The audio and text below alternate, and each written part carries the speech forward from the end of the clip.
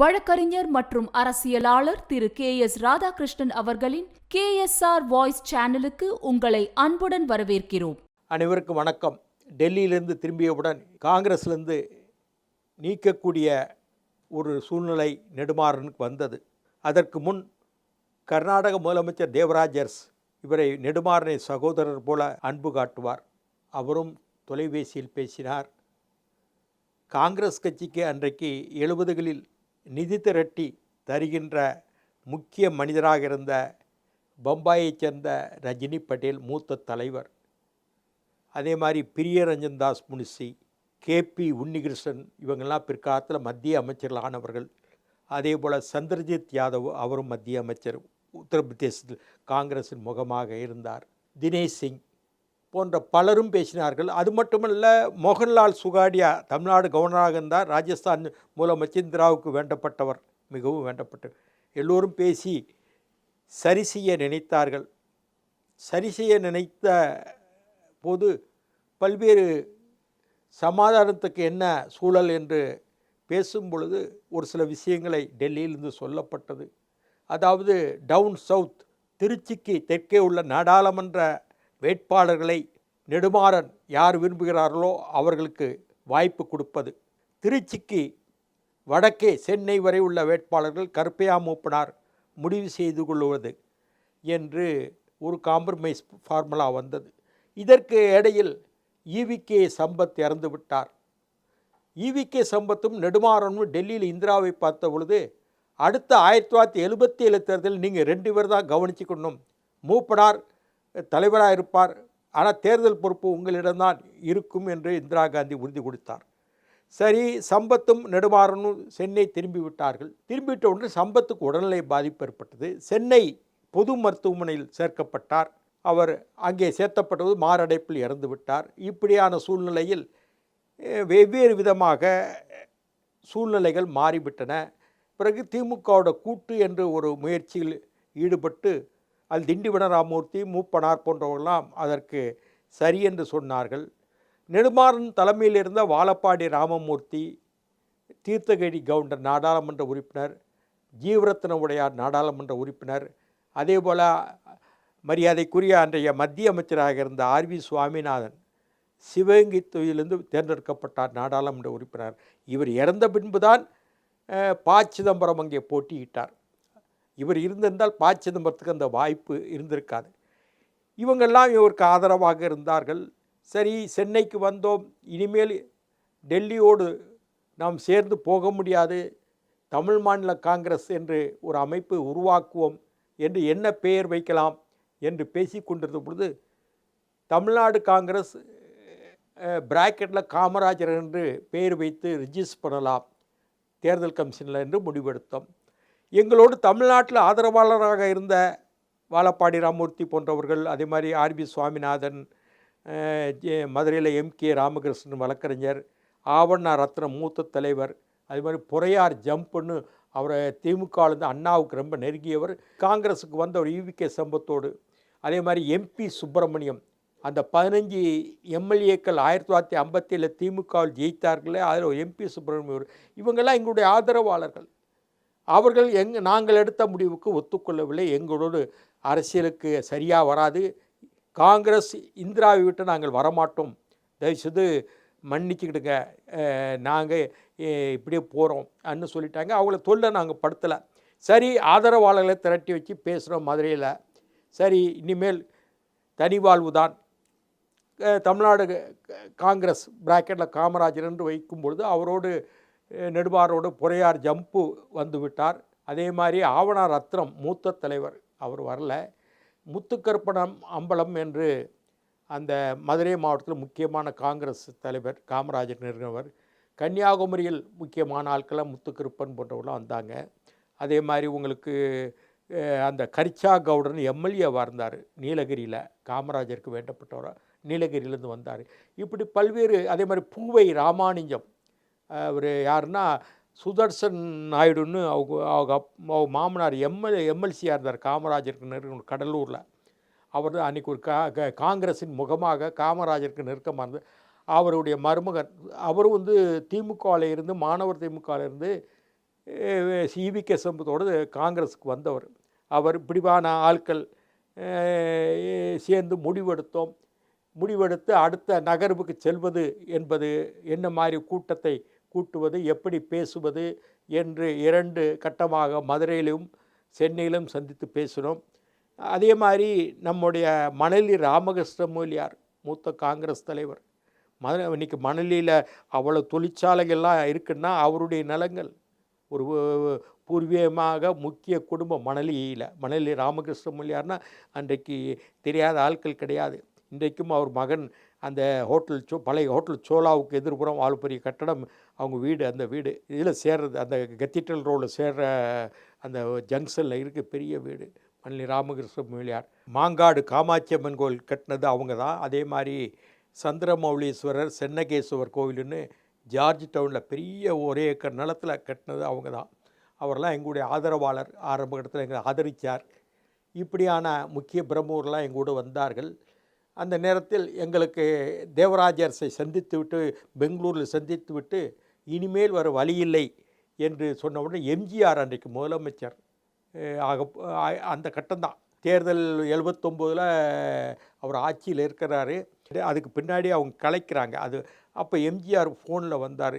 என்ன நெடுமாறன், என்ன இந்திரா காந்தி உங்களை நல்லா வச்சுருந்தாங்களே, ஏன் இப்படி ஒரு சூழ்நிலை, ஏன் இப்படி திமுகவோட கூட்டு சேர்றாங்க, எல்லாம் கல்லெறிஞ்சாங்களே, கருப்பு கொடி காட்டாங்களே, மதுரையில் நீங்கள் தான் காப்பாற்றுனீங்க, அதே மாதிரி சென்னையிலையும் கல்லெறிஞ்சாங்க அந்த அம்மா ட்ரெயினில், இப்படியான ஒரு சூழ்நிலை இந்த அம்மா மறந்துட்டாங்களா உடனே நெடுமாறன், நான் இருந்தேன் பேசும்போது, அப்படி இல்லை, அந்த அம்மா என்னைய இருக்கணும்னு தான் நினச்சாங்க, அந்த அம்மாவுக்கு நான் வெளியேறது பிடிக்கலை.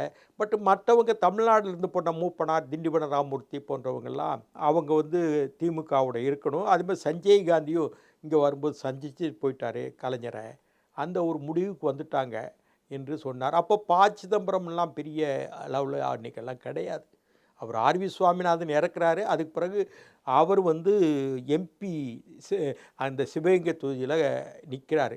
அதுக்கு முன்னாடி காரைக்குடியில் பழக்கருப்பையா ஜனதா கட்சி சார்பில் சிதம்பரம் சட்டமன்றத்தில் நிற்கிறார் 77. அப்போது சிதம்பரம் தோக்குறார், சட்டமன்ற தேர்தலில் சேர்க்குறாரு. அப்போ நான் காரைக்குடிக்கு போகும்போது நளினி சிதம்பரம் வீடு வீடாக ஓட்டு கேட்டது. ஒரு கண்ணாடி கிளாஸ், ரவுண்டு கிளாஸ். அந்த காலத்தில் 77 பெண்கள் ஒரு அந்த கண்ணாடி ஃப்ரேம் ரவுண்டாக இருக்கும், வித்தியாசமாக இருக்கும். அதை போட்டுக்கிட்டு வீடு வீடாக ஓட்டு கேட்டாங்க அந்த அம்மா. அந்த பையன் கார்த்திக் சிதம்பரம் கூட அழைச்சிட்டு போய் ஓட்டு போட்டு காரைக்குடி ஓட்டு எல்லாம் கேட்டும்போது சிதம்பரம் காரைக்குடி சட்டமன்ற தொழில் எம்எல்ஏக்கு நிற்கும்போது தோத்துட்டார். அதுக்கு பிறகு ஆர்விஎஸ் இறந்த உடனே, ஆர்வி சுவாமிநாதன் இறந்த உடனே மத்திய அமைச்சர், சிவகங்கை தொகுதி சிதம்பரத்துக்கு கிடைத்தது. இப்படித்தான் சிதம்பரத்தினுடைய அரசியல் பிரவேசம். அதற்கு முன்னாடி அவர் சி சுப்பிரமணியத்தோடு இருந்தார். சிஎஸ் தான் அவரை உருவாக்கி விட்டது. சிதம்பரம் ஆரம்ப கட்டத்தில் சிபிஎம் ஆதரவோடு இருந்தார், மார்க்சிஸ்ட் கம்யூனிஸ்ட்க்கு. சிபிஐ கூட கிடையாது. அவர் மைதிலி சிவராமனும் ஹிந்து ராமும் சிதம்பரமும் ரேடிக்கல்ஸ்னு ஒரு பத்திரிகை நடத்துனாங்க. அது ஒரு 6-7 இதழ் அப்போ வந்தது. நான் சென்னை சட்டக்கல்லூரியில் படிக்கிற நாட்கள் என்று நினைக்கின்றேன். இவர் ஹார்வார்டில் படித்தார், யார், சிதம்பரம். அப்போ ஹிந்து ராமும் அமெரிக்காவில் இருந்தார். மைதிலியும் அங்கே எங்கேயோ படித்தாங்க, நியூயார்க்கில் எங்கேயோ படித்தாங்க. 3 பேரும் அங்கே தொடர்பு. இங்கே வந்தாங்க. இங்கே வந்த உடனே கம்யூனிஸ்டுகளாக வந்தார். பிறகு எப்படின்னா இவங்களை கல்யாணம் பண்ணார். யாரை, நளினி சிதம்பரம், ஜஸ்டிஸ் கைலாசம் அவருடைய புதல்வி, சவுந்தரா கைலாசம் கவிஞர் இருக்காங்க இல்லையா, அவங்களுடைய புதல்வியை கல்யாணம் பண்ணார். செட்டிநாடு அவங்க செட்டியார் குடும்பத்து, நகரத்தார் குடும்பத்தில் கலப்பு திருமணத்துக்கு ஒத்துக்கிடல. அதே மாதிரி இவங்களும் கவுண்டர் சமுதாயம், இவங்களும் ஒத்துக்கிடல. இப்படியான பிரச்சனைகளை செனாய் நகரில் குடியிருந்தார் சிதம்பரம். எனக்கு நல்லா தெரியும். ஒரு ஸ்கூட்டரில் வருவார் கோர்ட்டுக்கு வரும்போது. பிறகு ஒரு ஃபியட் கார் வாங்கினார். அதிகமான அவருக்கு ஆரம்ப கட்ட வழக்குகள் போர்ட் ஆஃப் ரெவென்யூவில் அதிகமான வழக்குகள் இருக்கும். சினிமா அப்பீல் வழக்கு, நில ஆர்ஜிதம், லேண்ட் சீலிங், இதெல்லாம் அதிகமாக மத்தியான நேரம் பார்த்தா அவர் போர்ட் ஆஃப் ரெவென்யூவில் ஆர்கியூ பண்ணிகிட்டு இருப்பார். பிறகு தான் பைய செனாய் நகர்லேருந்து இப்போ அவங்க குடும்பத்தில் அவர் சகோதரர் இங்கே பட்டினப்பாக்கத்தில் அவங்க சொந்த வீடு. பிறகு எல்லாம் பேசி பிறகு அதுக்கு பிறகு தான் இவர் நுங்கம்பாக்கத்துக்கு குடியேறி வந்தார் சிதம்பரம். இப்படியாக சி சுப்பிரமணியம் சொல்லி சுப்பிரமணியத்து இவங்க ஜஸ்டிஸ் கைலாசம் குடும்பத்துக்கும் சவுந்தரா கைலாசத்துன்னு வேண்டப்பட்டவர், அவங்க சொந்தக்காரங்களோட. பிறகு சி சுப்பிரமணியம் வந்து ப சிதம்பரத்தை வந்து இந்திரா காங்கிரஸ், ஸ்தாபன காங்கிரஸ் இல்லை காமராஜர், அதில் வந்து இளைஞர் காங்கிரஸ் தலைவராக மாற்றும் போது அது மார்க்சிஸ்ட் சிந்தனையோடு காங்கிரஸுக்கு வராரு.